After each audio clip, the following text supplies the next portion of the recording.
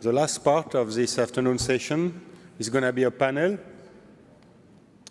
It will be moderated by Ryan from IoT for All. Yeah. Hi, Ryan. How are you? Good to see you. Good to see you. And then we'll introduce each of our speakers.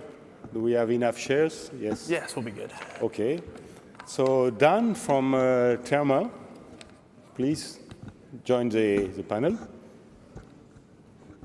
Choose your seat as the first. Thanks.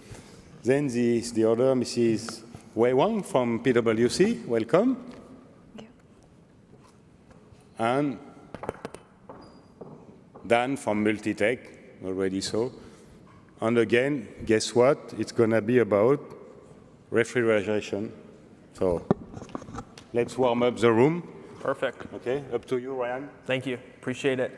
All right, before we, I guess what we'll do first is we'll go do a quick introduction here of all the panelists, and then I'll jump in and do some kind of set the stage for the industry, the problem we're going to be talking about, and then we'll jump into questions and focus more on the experts and not so much myself. So, Dan, why don't we start with you? Just give a quick introduction about yourself, the company, and to our audience. Sure. Hi, everyone. It's great to be here. It's a fantastic community. I've really enjoyed the conference so far. My name is Dan. I'm a director of engineering for infrastructure and technology at Therma. Quick background about Therma. So what we do is we work towards having a positive climate impact, and we're doing that by using LoRaWAN sensors and to sense temperature and humidity in restaurant refrigeration equipment. We're also turning off refrigeration equipment altogether in order to prevent brownouts, blackouts, and ultimately to avoid needing peaker plants that are fossil fuel based and really bad for the environment. And of course, turning off equipment also saves a lot of money on the electricity bill for the customers. Fantastic. Wei? Hi everyone, Wei Wang here. I'm from PwC. You might be wondering, PwC, why an accountant is sitting here talking about IoT? But in fact, PwC is evolving, and I'm part of the group called PwC Connected Solutions, where we do IoT-based products, including smart refrigeration, which is a recent use case we did in partnership with MachineQ. Personally, I've been in the technology field for more than 15 years, and especially in IoT space. So it's very exciting to join our panelists and all of you here. Thank you. Dan? Hey, so my name's Daniel. I lead our strategic development function at MultiTech, and as I just presented, MultiTech simplifies the connected product and service journey of our customers. So that's connectivity or developing sub-assembly pieces of a complete design.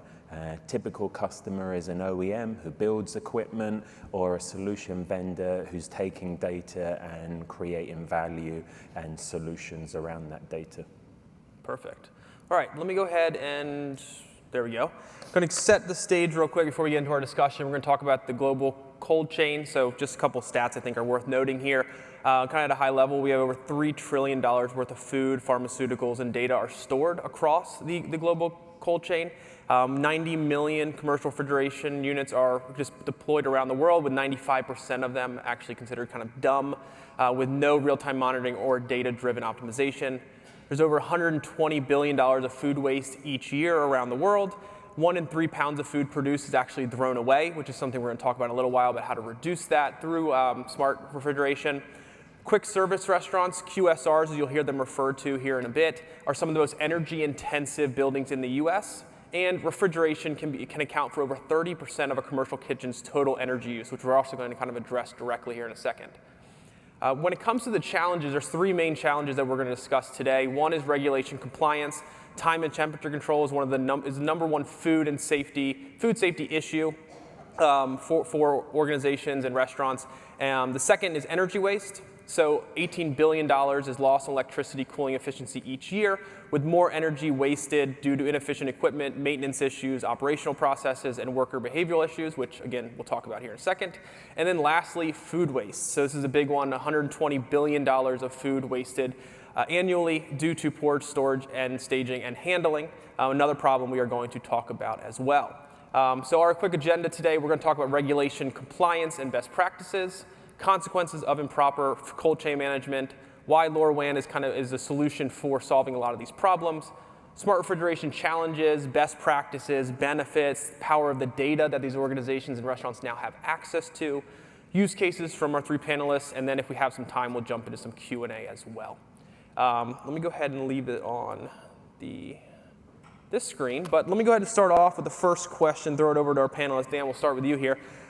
When it comes to compliance, can you tell our audience a little bit about, just generally high level, what does the compliance and regulation compliance look like in the food services industry? Sure.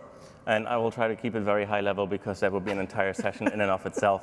So everybody has heard of the FDA, and the FDA releases what is called a food code every 4 to 5 years. It's a fairly large document, it's like 600 to 700 pages long, and it contains rules, restriction, guidelines, and regulations for how food establishments should handle their food. Now, they have 3 primary mechanisms of enforcing these guidelines. So if a restaurant, for example, has failed an inspection, they would have to go through a re-inspection, which costs $225 an hour. They can do product recalls, or they can completely shut down a facility and suspend their license. Now, on the topic of refrigeration here, I want to provide some numbers that I think will provide a little bit of context for our discussion here today. So one is that freezers need to be at 0 degrees Fahrenheit or below, and refrigerators need to be at 40 degrees Fahrenheit or below. That being said, the FDA does state that it is okay for refrigerated food to be at 45 degrees or above for 2 hours. That means you can go to the grocery store, you buy some refrigerated food, put it in the car, drive home, put it back in the fridge, and that's okay. Fantastic. And when it comes to different industries within kind of the food world, QSR, logistics, restaurants, et cetera, how does compliance differ? And Wei, maybe you could provide some insights there. Yeah, sure. To Dan's point, there's lots of regulations here, but the FDA regulations, it's an overall umbrella. There's lots of state level and local level of regulations, and I can tell you a specific example to show the difference here. Say if you want to open a QSR restaurant, like a KFC in New York City, you are required to install the automatic sensor into your fridge in order to record the temperatures continuously, and the data has to be directly fed to the local authorities for them to inspect. However, let's say you just open this restaurant some other place. The system is still required for you to capture those temperatures, but the specific approach is not required or it's not defined. So really, it's up to you. As long as you can record temperatures once or twice a day according to the requirement, you're fine. So currently, we've seen that there's a lot of manual recordings of temperature monitoring, and it gets into a lot of trouble here. So I just want to point out, although there's an overall regulation, there's still a lot of different compliance issues deriving from different approaches to comply with them. Can you talk more about those issues that companies are going through when it comes to trying to comply? And then what I want to do is kind of get into then how LoRaWAN coming in and helping that. But just kind of at the surface, we talk more about a manual process, which obviously you can imagine all the issues that could arise there. But in the efforts that companies have to go through now to comply, what are some of the things they really run into as the challenges? Yeah, so the manual recording of the temperatures, as you mentioned during the slide, is costing a lot of money, right? In fact, it's about 12% of their total cost of labor. That's a huge, because of the profit there for the QSR industry is not that high. So lots of companies were just like, what are we gonna do, right? This is, for example, we came in for a large national chain for in Puerto Rico, encompassing more than 30 locations there. And they were like, can you figure out some way for us to automatically track these temperatures?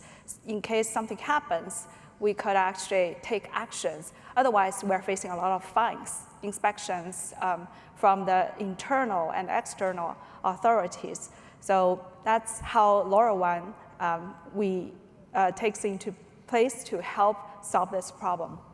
Fantastic. Yeah, I'd love it if maybe Dan, if you have some experience and some examples of how, as it relates to compliance, how LoRaWAN is kind of coming into these companies and helping kind of solve this process and these challenges that these organizations have to go through? Sure. I mean, with the LoRaWAN technology, you have advantages like you can place the sensor once, and not only once, you can also place it in a fairly difficult place to reach, right? Maybe not so much in QSR, but in cold storage warehouses, we're talking negative 30 degrees, right? That's a very harsh environment for humans to constantly have to go into and check temperatures, right? And to Wei's point also, having a LoRaWAN solution like this deployed gives you the advantage of automating everything, because the fact of the matter is, in the QSR industry, most of the people who work there don't really care about tracking the temperatures. The owner does, because they get audited and they need to comply with regulations, but the people who actually check the temperatures don't. So they do pencil whipping. They just go in and you don't know where they measure, if they measured in the back or right next to the fan or right next to the door. They just write something down, they move on with their day. Fantastic. Anything on your end? Yeah, I mean, we got the same feedback. You know, yes, you can imagine when you've expecting guys to just write down temperatures, they're just copying what the last measurement said. They just copy. Thank you. I mean, it's not their problem, right? And you know, these stores are owned by different franchisees. They see this as a portfolio. Some stores do better, some stores do worse. They're looking for ways to digitize, to be able to create better processes that bring up some of those locations, which greatly enhances the value of their business and provides real audit and quality results, which are becoming increasingly required by regulation. So this was a no-brainer, and this is why this market has crossed the chasm and moved so fast. I mean, literally tens of thousands of retail locations just here in North America. Absolutely. So let me throw it back to all three of you here. We talked about regulation and regulatory compliance, which is a big issue. Outside of that, we've mentioned food waste, we've mentioned energy efficiency, but just kind of at a high level, what are you seeing as the biggest consequences for organizations not having proper cold chain management? You can start here and let's go down.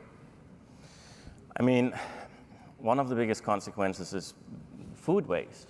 Right? If you don't manage it properly, like one of the biggest risks is food waste. And in the quick service industry specifically, most of the time people simply leave the door open, right? Mm-hmm. And you can solve that problem with many different types of sensors, but even just a temperature sensor that automatically alerts managers, and if managers don't respond, it alerts corporate, you can very easily change employee behavior, and by doing so, reduce the risk of food waste and also inefficient energy. Wei? Yeah, so to Dan's point, the food waste, but it also is associated with ESG. Think about all the food waste, a lot of carbon footprint from that, as well as the electricity waste, right? If you leave the fridge door open, you're gonna waste a lot of energy. So that kind of reduce your impact your goals towards ESG. So, and also the labor costs we talked about. Dan?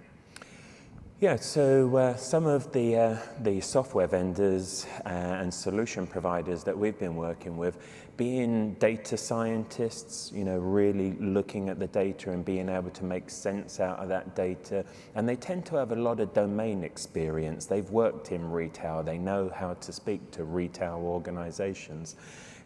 They've been able to use that temperature to extrapolate exactly the core temperature of the food, the very thing that needs to be monitored, not particularly the temperature of the fridge, but the inner core temperature of the food.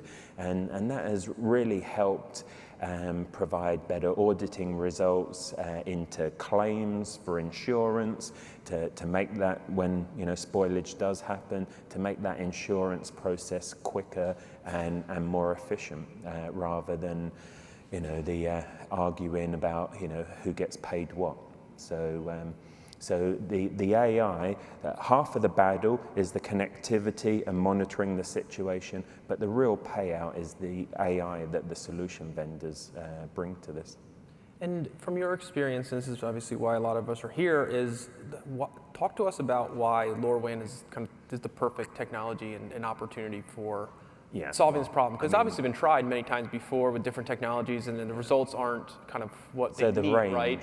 The range is just a key one, right? I mean, the battery, these things are running on batteries inside fridges. Obviously, nobody wants to replace them unless the fridge is replaced, which is typically a 3 to 5 year life cycle.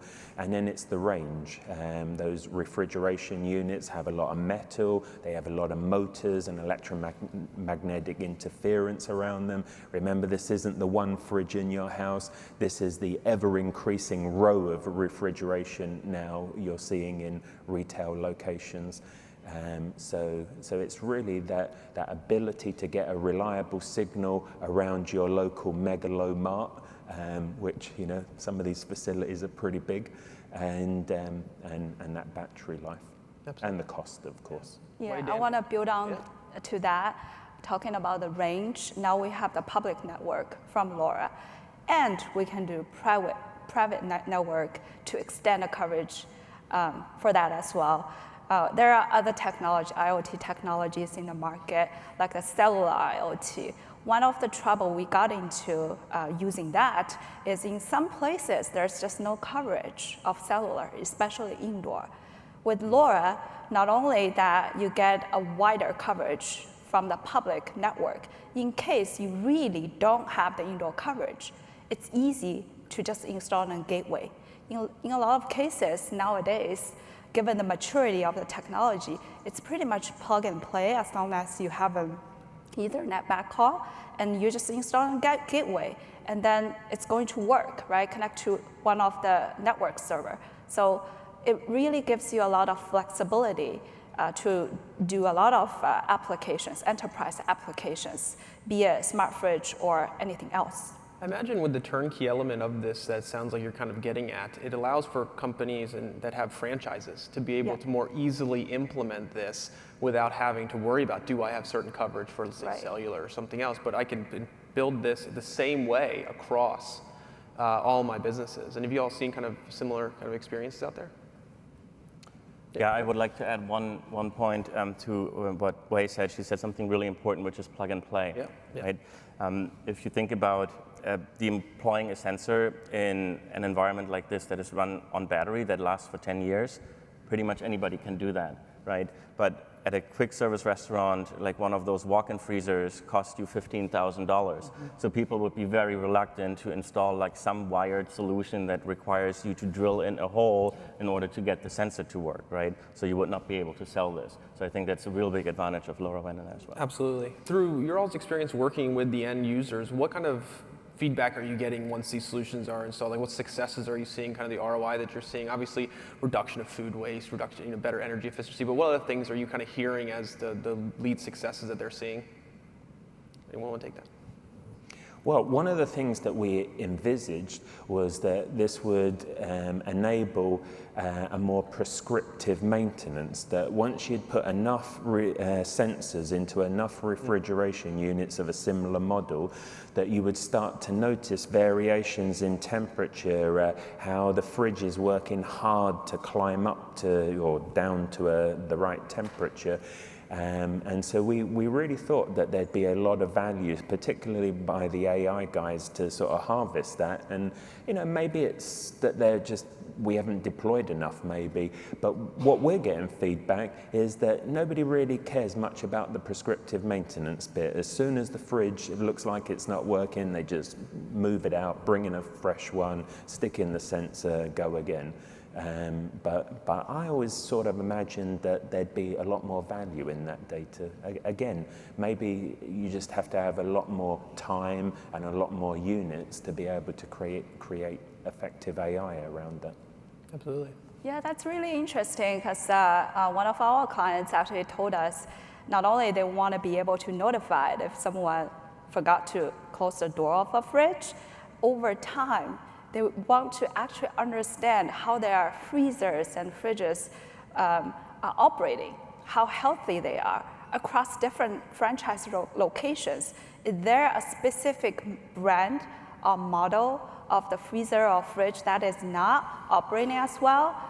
Is it because of the design of the seal or something else related to the machine itself?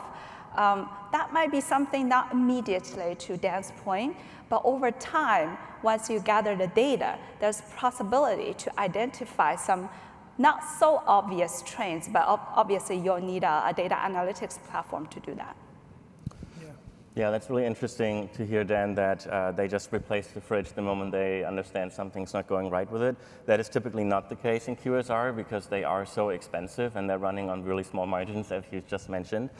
And so if they can, even a normal HVAC technician and refrigeration technician can just look at the temperature data and very quickly, without AI, understand that something is not right, and they can do preventative maintenance, which costs you somewhere between $200 and $450, but replacing the unit costs you $10,000 to $15,000. That's a huge difference for those companies. That's interesting with quick serve restaurants because the feedback I got was actually from retail. It wasn't, in that example, it wasn't QSR. But the guy who was telling me this was saying, the cost to have people to come out, to look at the fridge, to figure out if there's a problem, they just, take it out and bring in a new one. But maybe that's more of a sort of retail approach to the situation.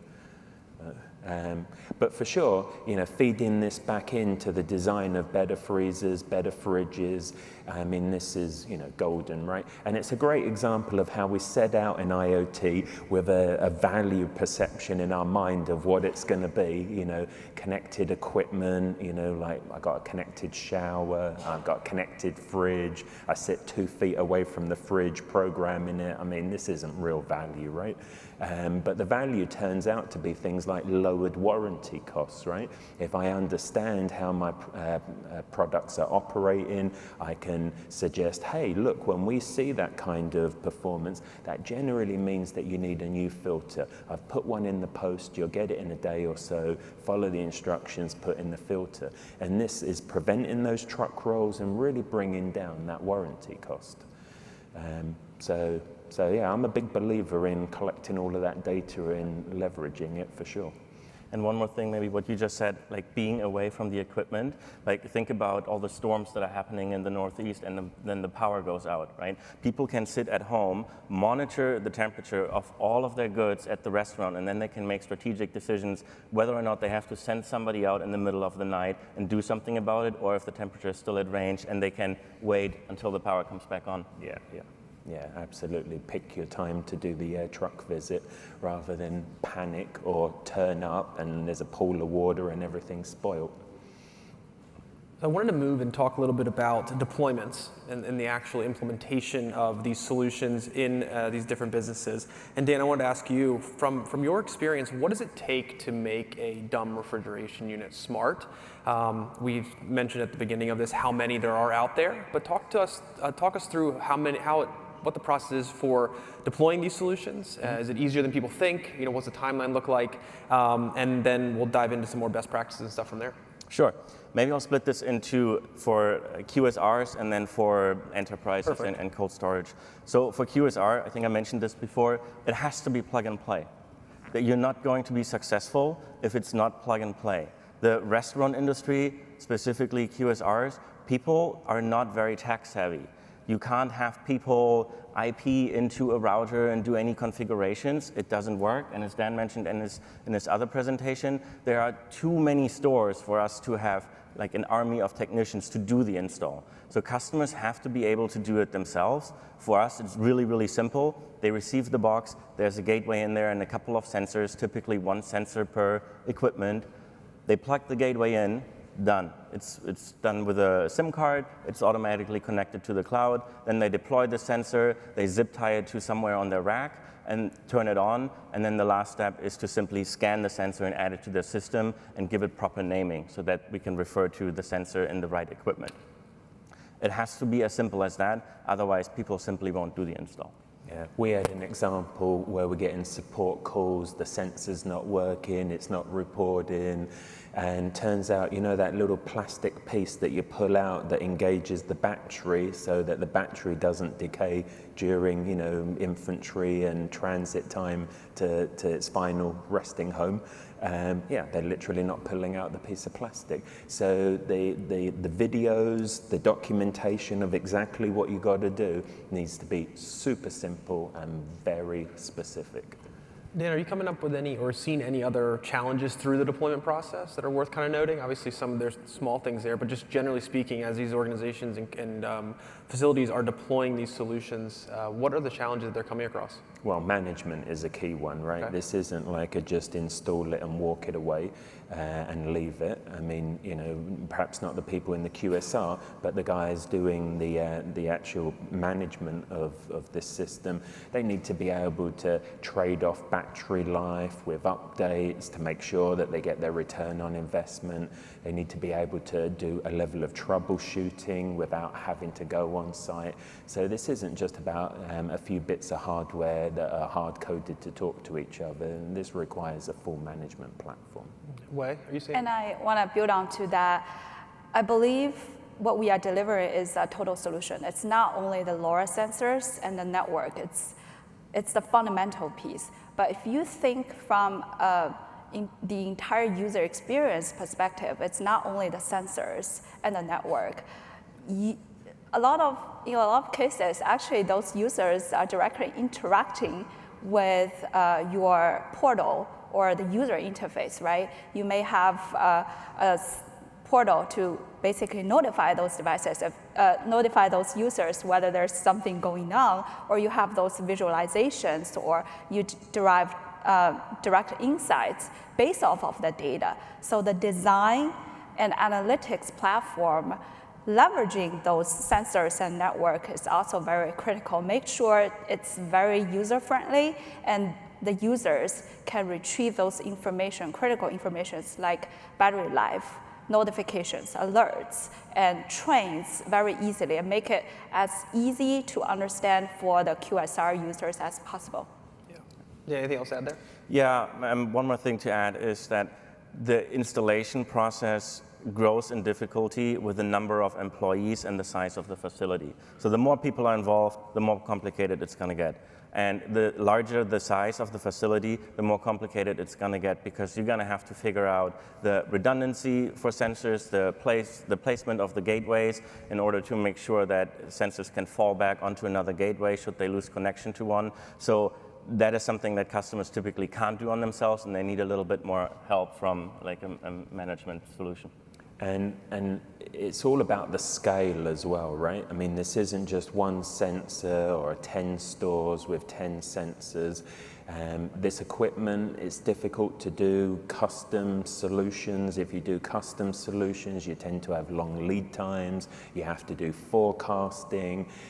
These kind of companies want to pull from inventory, from distribution channel.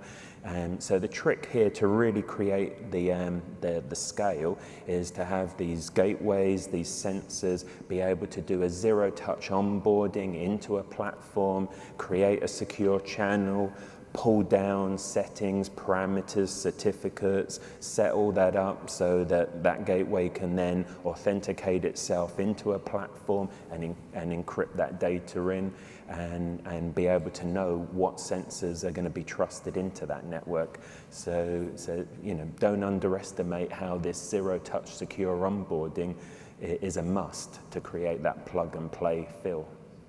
Yeah, absolutely. And Wei, you were kind of hinting on something I wanted to pull in and talk about here. From the companies that you've worked with, how are they or utilizing the data that they're now able to gather and collect with the implementation of these solutions? I think obviously the data is something that we're all excited about when you can do it, but what are you seeing them being able to do with this new data and kind of build from? Yeah, sure. The most direct way of using the data of smart refrigeration is just notification alerts. But as I mentioned, with so many data you can continuously capture from those sensors, you can do a lot more, like the predictive maintenance Dan mentioned, and we talked about figuring out trends of how these fridge and freezers are operating. There are many other things you can do if you have a powerful analytics platform by synthesizing not only the data you capture from your sensor, but some external data through API. I can give you an example. Say we find a restaurant, its freezer doors and fridge doors, there's many occurrences that it's just left open, right? You may be wondering whether this is a behavioral issue. Maybe those employees, they're just not well trained to do that. But one thing you can do is to actually ingest the data of the store occupancy. Then it may help you to really understand whether this store, maybe it's just a lot of clients, customers there, and the store employees, they're just overwhelmed. They literally don't have time to make sure all the fridge doors are closed. So with such kind of real-time or time series-based data analytics platform, it can give you much more insights on what's really going on, and it's not relational, it's not like association with different events, but maybe it can also give you some idea whether there's some causality from your data. Yeah. Any other experiences with data that you all have seen, kind of successes? Well, we've started to see how quick serve restaurants, for example, they pre-cook the food, obviously quick serve, right? So the food is pre-cooked to a certain point, and then it cools down a little bit. Then when it hits a certain temperature, that food will go back into the refrigeration units until, you know, orders come in and it can be final cooked. And so if it's a little warm, you know, that can create humidity. And so typically it's not just temperature that you're monitoring, it's humidity as well.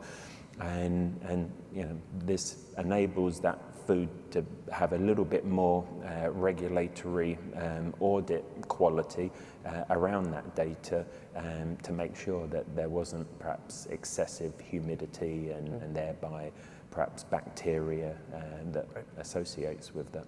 Yeah. Daniels? Yeah, in terms of success stories, it's simply having the data. So Therma's goal is to provide peace of mind for every refrigerator, and a lot of the users that use our solution, they don't necessarily do something really sophisticated with the data, but they really love having the data. Right. Just love having access to it. They log on in the mornings, they check real quick, oh, everything went well overnight, nothing for me to worry about, I can move on. And then having the data, just base data like temperature and humidity, you can build other solutions on top of it. Like we are turning off refrigeration. Now, nobody's gonna let us turn off the refrigeration if we don't know what their temperature is at any given point in time. Yeah. Now, it's fascinating to see what companies and organizations are able to do once they have the data and realize, you know, how they lived before without it. You know, it's making their life way easier. Even if you said it's not something that they're necessarily spending lots of time with, but every day they wake up, they check it, it just makes them kind of peace of mind, and they're able to do their stuff without having to worry about anything coming up. So fantastic. So we have a few minutes left, and I wanted to quickly just go through a way. We'll start with you, just talking about from the PwC side and the work you're all doing with Machine Q in this space. Talk about some of the use cases that, you know, that I think our audience would love to hear about. Yeah, sure. So a recent case actually brought us to Puerto Rico, as I mentioned, in partner of Machine Q. So the real challenge our clients there, it's a large national QSR chain. They face a lot of, I say, fridge irregularities, and they're facing inspection fines because you know, those inspectors will just come anytime and inspect, and sometimes they just find the temperature's not really under the threshold. So they came to us, and we, together with Machine Q, we installed the fridge temperature humidity sensor as well as a door open-close sensor on their dumb fridges. And we were able to deploy this project for more than 30 locations in 2 weeks. It's super fast. After the deployment, the restaurants can get real-time notifications if the door is opened more than the threshold, longer than the threshold time, and also they get to capture the temperature, humidity data of their fridges and freezers. So over time, they can derive insights into which parts of their franchise in the island seems to be, having problems of abnormal temperatures in their fridges and freezers, and also identify the trends across different brands and models of the fridge. And for the long term, we will be ingesting other data like the occupancy as well as the weather data to help them to really understand what might be the reason behind some of the irregularities with their franchise. So overall, this is going to help them definitely reduce the inspection, the fines from the inspection, to help them to achieve or enhance their way to achieve their ESG goals. And also, those data can be used to, in general, enhance their operations. Fantastic. Dan, over at MultiTech, what are you all seeing from a use case standpoint? Anything that's worth kind of sharing or talking about that we haven't really covered yet? Well, really how this particular use case has crossed the chasm and is really just massive, and with still 90-odd million fridges out there that are dumb, a massive opportunity over the next 5 or so years to make much more connected refrigeration units. And a true testimony to crossing the chasm is when the vendors of refrigeration units build in these types of sensors natively. Temperature, humidity, door opening, energy monitoring, it's all natively in the product. That dramatically reduces the friction point, because that's not an aftermarket solution anymore. That becomes a more turnkey solution delivered by the vendors, and it enables more and more control here. And remember, this was all driven principally through compliance. There was an obvious trade-off to the owner of the fridges with spoilage. But what's really come out of this is the energy saving and, of course, sustainability that comes with this, and the ability to streamline operations consistently across a quick serve restaurant or a retail chain in a way in which it's not like every store doing their own thing and everybody's seeing better or worse returns. Instead, it's about an optimized return which has clear financial payoffs, not least the value of these franchises in the case of quick serve restaurants. Fantastic. Dan? Yeah, I'd like to share a little story about one of our customers who operate large cold storage facilities. And by large, I mean 1 million square feet of refrigerated space. So think 6 football fields, 3 long, 3 wide. The entire space is refrigerated. You drive a golf cart through there to get around. Now, they had a very severe ammonia leak, right, which is a very dangerous material and can be fatal to humans. So their procedure is to evacuate the entire building, open up all docks, all windows, they roll up massive fans and air out the entire facility. Now, clearly no human can go in and do any temperature checks. With our LoRaWAN solution, they were constantly able to understand which food product is getting close to spoilage, and they were able to make strategic decisions on how to manage this disaster recovery. That's awesome. Fantastic. So we have about 3 minutes. If anybody in the audience does have any questions, feel free to raise your hand. Otherwise, I have one last question I'm going to ask our audience, and then feel free to kind of jump in with them after we're here. But from all the data that the customers you work with collect and the implementations that you've deployed, are there any use cases that have kind of surprised you, that have come out of maybe an initial use case? One of the big powers we've seen with LoRaWAN deployments is once you install at a facility, at a location. There's lots of different possibilities that you can kind of tack onto that. Have you seen any solution, or I guess, solutions that have kind of come out of maybe an initial smart refrigeration deployment that you were surprised to see, a challenge that maybe you didn't expect or your customers didn't expect? Yeah, absolutely. So as I said, like our goal is to provide peace of mind for every refrigerator, so people can just come to our website and buy the product without needing to talk to us. So we found a couple of customers that have fairly high temperature data. So we looked into what they're actually doing with them, and one of them is running a marijuana farm out in California. So they're monitoring their temperatures in their tent to monitor the temperatures there. That's pretty cool. Wei or Dan? Anything else? Yeah, go for it, Wei. I think temperature monitoring can be used in a lot of spaces. We're talking about QSR here.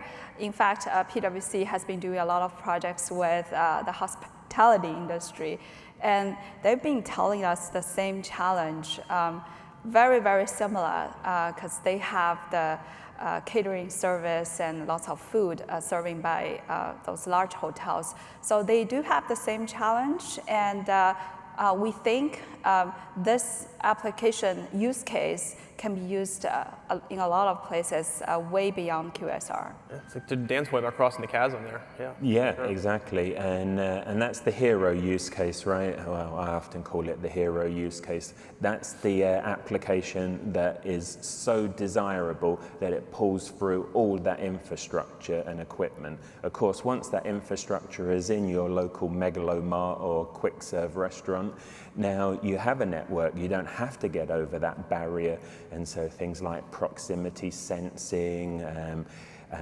measuring environmental conditions, is this a happy place for the shoppers to be in? Are they really cold in this room right now? Perhaps their inner core temperature is getting a little low. Or is it a very pleasant environment? Looking at advertisements, monitoring foot traffic, where in the supermarket or the retail location is, where the traffic is going on. So we've only just scraped the surface here, and it's the hero use case that really makes it all happen. Very exciting space to follow. It looks like we're just down on time. If you have any questions, feel free to stop panelists afterwards, but thank you all for taking the time to listen to our conversation.